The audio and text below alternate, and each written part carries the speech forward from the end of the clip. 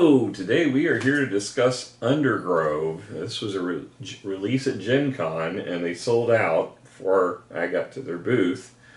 But you ended up getting it from I got Kickstarter version. Yep. So this is more of a deluxe version than Correct. probably they were selling it at Gen Con anyway. So before we get to discussing this game further, if you'd like to follow along with us on all of our hijinks and exploits, make sure you hit that subscribe button and the notification bell down there. That's right. Because you don't want to miss out. We got all kinds of cool games coming. That's right. So, this is a 2024 release, and like Randy said, I did get it via Kickstarter. It is available now for retail, though, if you wanted to pick this up. Overall rank on Board Game Geek is 4,144 with a rating of 7.1. It plays 1 to 4 people. I have not tried it solo, but it does have a separate solo section. So, which I always like that better instead of trying to beat your own score type of solo that annoys me to no end. Plays 1 to 4 people, like I said, in 60 to 75 minutes, which I think is pretty accurate. It's a pretty simple game. Ages 10 and up. Now, it's designed by Elizabeth Hargrave, so you may have heard of her, with art by Beth Sobel. Again, you may have heard of her as well. Pretty well known in the board game industry right now. This is published by AEG. Now, my pledge was a total of $89. It was $69 for the game, and then an additional $20 for these tile holders. Right. And so altogether was $89. And it does include automatic for free micro expansion called Whispering Woods. So that's everything for the Kickstarter version. Now, retail version, I'm not for sure what it's got. I'm sure it's probably more cardboard than what I got. Yeah. But that retails for $49.99, but I didn't see anybody selling it for that much. The cheapest I saw was at Noble Knight for $35, but more around the $39.99, like Card House, Miniature Market, all them had it at $39. All right. So normally, we would have these turned away from you, but I'm just showing it with the camera so you can see all the tiles. But the tiles and the trees are all wood, and I know that for the hard way because I got a splinter off of one of them. But the actual tiles are amazing. That's really the big selling point. It really is. Now I'm doubting the retail version has wooden tiles. It's probably not for a $39 or $49.99 price tag. They're a good, solid, chunky wood. I mean, this is it's you know, and it's well painted. Yes. And it's got a claw. I mean, like a clear coat covering on it to protect it. So they really did a good job on this version. Yeah, the tiles are really the selling point. The boards have a linen finish, but they're cardboard. True. And they're two-sided, but it's the same on both sides. Yeah, so I don't know the difference between the two. Why they bothered to even do two-sided. The tokens are all screen printed with the letters representing their atomic symbols. So you got phosphorus, potassium, nitrogen, and carbon. Mm-hmm. Randy kept calling it copper. And then you got the individual tokens for different mushroom types that allow you to activate different actions in the game. So those are also wooden with screen print. You also have, and I probably, again, cardboard in the retail, but you have bonus tiles. Also wood with screen print. The bonus cards are all linen, though. Yeah. So not very thick, though, but they do have a linen finish. Yeah, and then you've got a first player token that looks straight out of Smurfs. Right, yeah, or Super Mario even, maybe. Yeah, It's Toadstool. But yeah, it's a Toadstool first player marker, which is really neat. Did you try to lick it and see if you would I did grow? not. Okay. Than't you for asking that. Yeah, just curious. Yeah. All right. So, and then all your other bits have a little screen print that almost looks like a tree stem or Caleb thought it was the communicator button for Star Trek. So that's what it looks like. Yeah, it looks like there's a crack all through it, like this is a red shirt's token. I think another additional bonus point for just overall component quality is that all the pieces go in individual boxes. So I think they did a really good job with that, and it's very well organized. Yeah, when you gave me mine, I thought you were proposing to me. I was hoping there was a ring in there. I was a little disappointed, honestly. But yeah, all of the individual player pieces fit in their own individual box. All the other components are all separated in their own boxes as well. So that, I think that's a little nice of a touch. Yeah. So the only thing that bothered me was the fact that there was the player colors were like they're a little drab, but basic green, a brown. I think that kind of matches the theme of the game, though. Yeah. I mean, you don't see bright blue mushrooms, I don't think. So I think it matches. There was a white and a tan that, and then a dark brown. Depending on the lighting, looked very close to one another. They did. So yeah, I mean they were enough significantly apart, but it was still The boxes drab. look closer together than the actual pieces did. Yeah. So, what would you score it? As far as quality of components, I'm probably going to give this a 9. I mean, the main things are the tiles, and that really knocks it out of the park. The tree standees are pretty cool. The cardboard is kind of, it's okay. Yeah, there's nothing wrong with it. It bows a little bit. Not yeah. bad. But yeah, the tiles, I like the way they did. It's almost like kind of like a calligraphy style as far as the lettering. There's nothing really that bad about it on all of it, except for I got a darn splinter from one. So that's a 9. That's why it's a 9. I think I'm just a little bit higher. I'm a 9.5, just because, again, like Randy thinks as well, I think the wooden tiles for the mushrooms are really nice. Really knocks it out of the park. I think the tile holders, again, that's separate, but I think really goes well with the whole theme of the game. I think it adds to it. The art's really good. The art on the tiles for the mushrooms are gorgeous, so I think that just escalates it a little bit more. That's mostly theme, but overall, it just adds to the quality as well. Yeah, I'm only concerned with these trees is if you keep taking them apart, put them together to put them back in the box, are they going to start wearing? It might, yeah. I don't know. I guess that'll go with time, but it's, with it being painted and clear coated, I'm hoping that it'll last for a long time. So. Yeah. All right, so moving on to the theme. So this is all about the symbiotic relationship between the mushrooms and how they help the trees grow. Right. So it's you're placing mushroom tiles on the board, and you're planting these seedlings. Which the interesting thing is, you got these giant pictures of mushrooms, and then you play a tree, and it's teeny tiny, so small comparatively. So it's maybe they're compensating. I don't know. I don't know. So the mushrooms are, it's really, again, similar to Wingspan. You've got the different classifications of each of the mushrooms. So, she went all out when she was designing this. And like Wingspan, there's a beautiful art book that goes with it, and it's got all the scientific information about all the mushrooms that are in the game. So, again, like Wingspan, they really went all out for the theme. Yeah.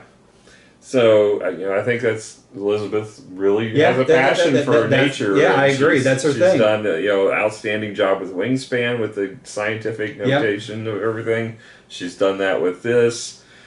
I think the theme doesn't really correspond with the gameplay. I would say it's kind of layered a little bit. I think the mechanics fit the theme, though. I really like how you have to have a seedling that's attached to a tree. I mean, the tree seedling has to be attached to the mushroom to be able to activate that mushroom. Yeah. So it just, thematically, that makes sense to me. So I think it fits. Yeah.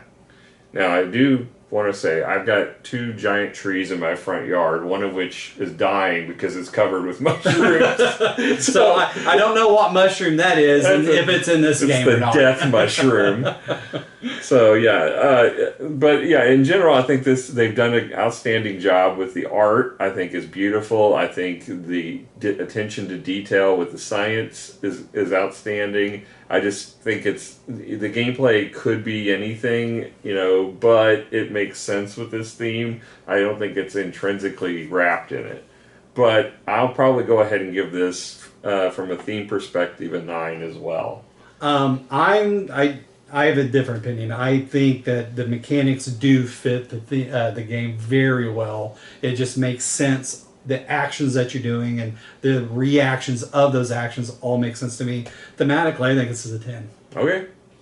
Moving on to the rulebook. In this case, Rob, this is your game, so you read the rulebook. So the rulebook, very functional, but it's nothing really. I mean, it doesn't have a big, beautiful cover like some of our rulebooks do. But it does tell you the components and everything as it's laid out and as it should look. So they did a good job on that. Good size font, great pictures, great layout. And another really neat part that Elizabeth did for designing this game is how to teach the game. They do separate, it's called the Quick Sprouts version. And so each player 1 through 4, will get a separate card that teaches you the first 4 rounds. And it tells you specifically which mushroom to lay down, which seedling to lay down, where to put the root at, and all that. So it teaches you every aspect of the game. as compared to how other people are doing it and how it reacts to what you're doing. So it really teaches you the strategy in just 4 short rounds. Yeah. So it's a really, really good idea. I think other people should learn from this. I've seen other. I have, but this one was really well done. Yeah. So I really like that, and I think people can learn from that. But the rule book will separate it by color which version that you're teaching and learning the game from. Okay. So it's easy to be able to differentiate. Oh, if you're doing quick sprout, look at green. If you're doing it any other way, you look at brown. So I thought that was really nice. And it just lays out all the actions in order and gives you great examples. It's a very functional rule book. It teaches you how to score at the end again. It's got a really good glossary section. The only thing it doesn't have is it's got a separate sheet for some of the mushrooms and the iconography and all that. So it's not part of the actual rule book. I forgot to pack that. So it made it a little bit confusing on a couple things. So if that was in the rule book, it would probably been a perfect 10. So that's why I'm giving it a 9.5. Okay. So there's also rules on your player board, and this is really what you're going to refer to most of the time. So the cheat sheet's built right into your player a couple of rounds, you got it. Yeah. So there's really, it's not a complicated game. Yeah, I would call this a very light to medium. Yeah, very. I mean, if it's medium at all, it's just barely there. Yeah, it's not your first game you should teach. No. But it might be the 3rd or 4th. Yeah. I can agree with that. All right. So as far as gameplay goes, you're gonna have a central board. Normally these tiles wouldn't be here on the side. It's just Rob wouldn't cheat and have a tree in play already. Right. But you would have this center kind of X shape with this 4 tiles built into it. And they would all have a carbon when you first start on the game. Yes. So you're going to then choose a corner to start of this center tile to place one of your seedlings, and then also some roots pointing toward that tile. Yeah, it's called the Earth Lover tree. Yes. And so that's everyone starts there. So any tiles that you have roots that are touching or pointing to, you have the ability to trigger with one of your activate actions, which is one of the choices you have. And so in this case, you've got where you get one of the resources, be it phosphorus, potassium, or nitrogen, and then you can exchange 2 for a different 2, and then it's got an ongoing effect on it as well. They also have pine cones pictured. These are victory points if you have you've got to get some carbon on your seedling that will then ultimately let you trigger tiles that are adjacent to it using the roots again. So if I got a carbon on my seedling, I could trigger this one for score, because that's the only tile that I've got roots growing to at the moment. So basically, on my turn, I have 5 different choices of actions, and that's it. Activate lets you activate the action on a tile. To do that, it's going to have a cost associated with it in most cases. The center one actually does not, but a lot of them will cause you to flip one specific type of tile over as far as these 4 actions that you have that are different mushroom types. And then some of them will also have a cost of carbon that you might have to pay. Mm-hmm. So, pay 1, pay 2, and so on. That's where you have carbon on your board that you would allocate to that space. So if I did have a root point in that direction, I could flip this green tile, in this case, play a carbon onto it, and in this case I would get a phosphorus, a nitrogen, and I'd get to reactivate this this one that looks more like a traditional mushroom, their tile back to its active state. Right. So a lot of tiles will let you flip. Yeah, you flip one and flip back like 2 others to be able to use it again. I had several combos going with that during the gameplay. I came in last, so trust me, it didn't help that much. But there was a lot of times I was able to get the same 3 tiles reactivated. You're always going to end up. I don't think there was any way I could get all 4 of them. No, there isn't. Not that. There is a way to do it, but there wasn't a free way, which. Because all the ones that let you flip tiles over will let you do another action, so I could combo that whole thing. Right. So there's, that's activate. Then the second action is absorb. So if these carbon are on a space that is adjacent to where one of your roots are, I can then I can flip any one of these 4 tokens. I can pay a resource of my choosing, and I can absorb one of these carbons off the board. So if somebody had played a carbon onto a space that was adjacent, I can just absorb it. Now that means at the end of the game, I can trigger scoring for one of my root systems. So right now I only have one, so it would score that tile for 2. But in addition to that, you also get to move up this carbon track. Yes. And this is the timer of the game. So not only is it the timer, though, you get a lot of cool stuff for it. So as you escalate, you get free resources, and you have these bonus tiles. And those could be victory points or more resources. Yeah. But that's how we track the game as well. So let's say later on I had another root on here. Now I've got 1 carbon and I've got 2 roots. I get to choose which one I'm going to score. Well, this is worth 2. This one's worth 3.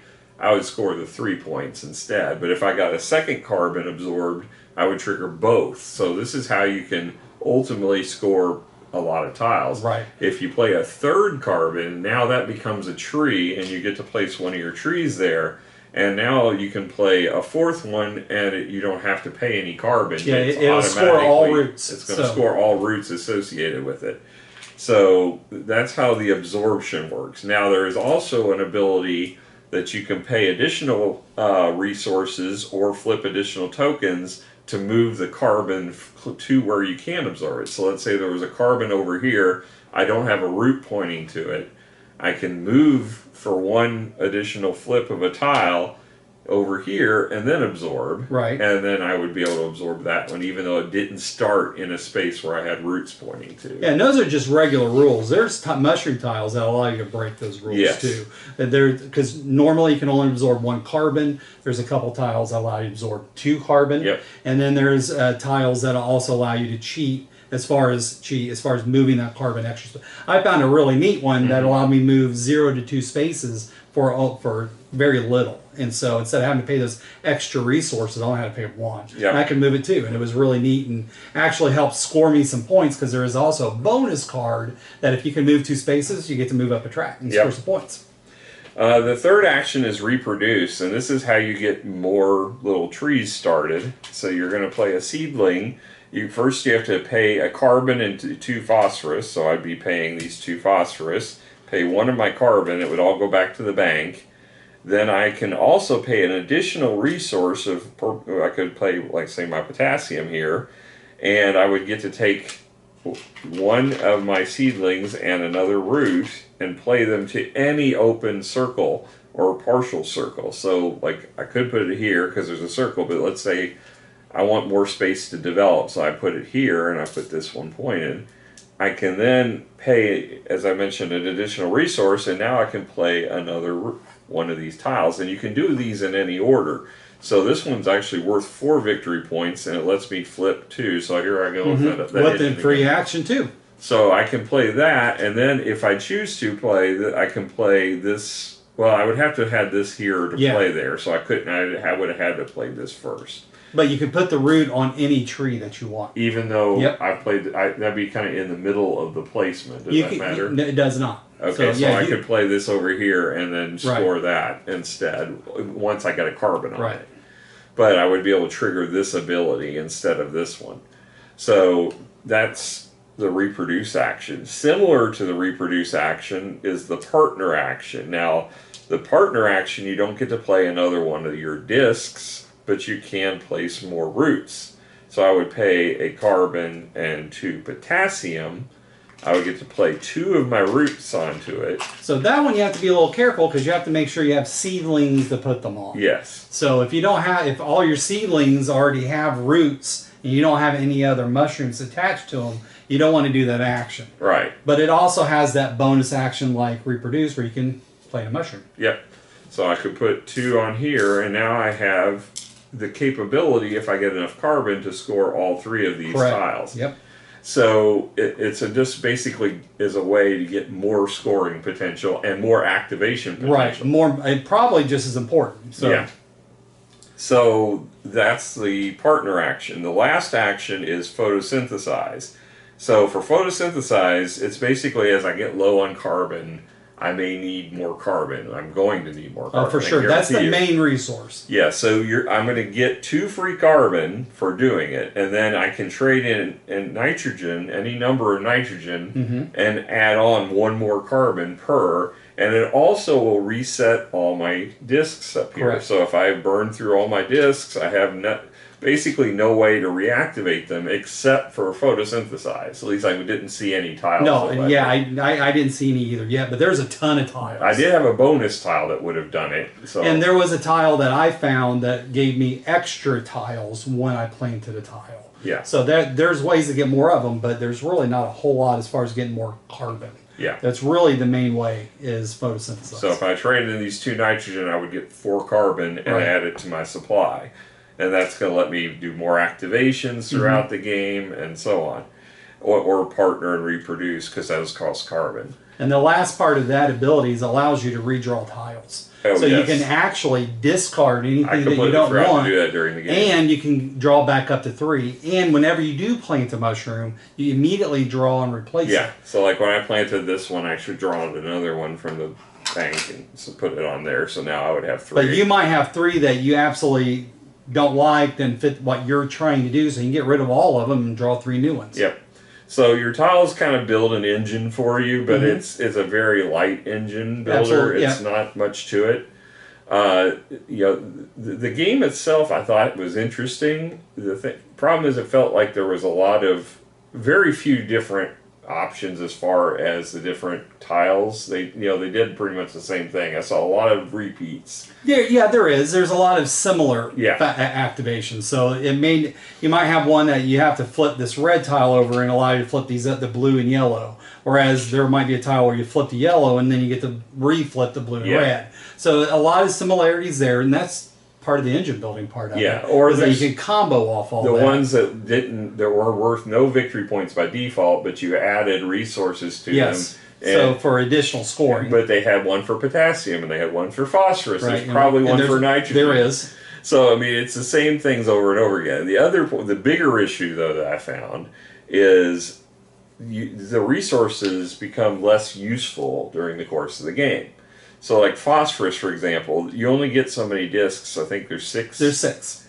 So once those 6 are down, phosphorus has 0 purpose in the game, other than as a default trade-in resource. For that extra, for like your partnership, you can use then the phosphorus or potassium for that. Yeah. So, but there's no trading of resources unless you use this middle thing, I guess. Yeah, and it's basically a free action because it doesn't cost. And maybe that's where I didn't do that, but still, I don't think one of your basic resources should basically lack or lose functionality late game. And that's what it felt like. It felt like the beginning game was real interesting, and then the late game, as you got close to the end, it was just a mad rush to get carbon absorbed.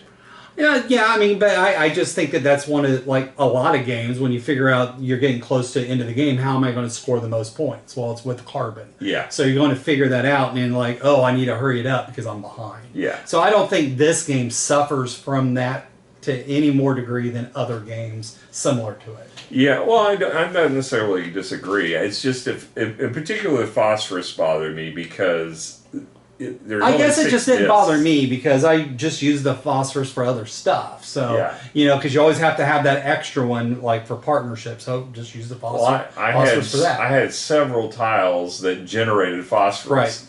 And it was like, okay, these tiles have no functionality now, and I've got too many of them. But they were worth points. Yeah, exactly, and they're worth points too. So, I mean, build them out and score them, and you get 1 point for every 2. So that's a pretty good trade. And there's definitely advantages to getting your trees planted where you get high scoring points. Absolutely. But yet you need some of that low scoring stuff because to get started. It seems like there's more functionality. Yeah, there's the balance. You know, it may not be worth as much in the game, but it's got some really good activation abilities, and vice versa. It may be a terrible activation ability, but it's worth 4 points. So I think it's a fun game. I just think it felt a little anticlimactic to me. That's the way I feel. I'm probably going to give this one probably a 7. Yeah, I'll probably go 7. I think I enjoyed it a little bit more. I kind of like that relationship that it's really building on with the mushrooms and trees and the theme behind it. So that really added a lot of enjoyment for me. So I think I'm at an overall score of 8. And plus, it's just so pretty to It look is at. very So pretty. It's just that really adds to it as well. So that's probably why I'm a little bit higher. Yeah.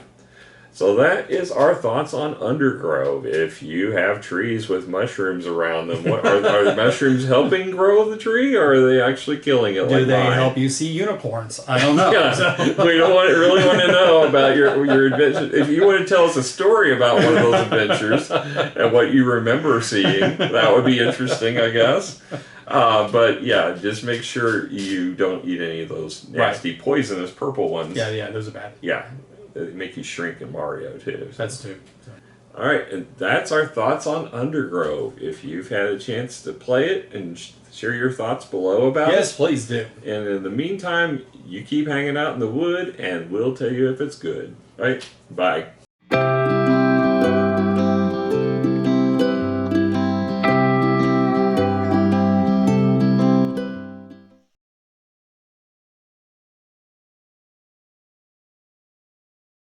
So, all right, until next time, you keep on growing and we'll keep on showing. All right, bye. Showing? Showing. That's a bad one. That could know. that could be misconstrued. Okay, let's try it again. Showing what, Randy? Yeah. And we're growing and showing? Blowing? That's It's a party at the Wilsons. Keep on growing, we'll keep on blowing. Whoosh! I'm a snowblower. Watch out, Frosty. Okay, what's a good one then? I don't know, but I'm just saying it might be a little. Keep on sprouting and we'll keep on pouting. No! Keep on playing because you want to be a fun guy?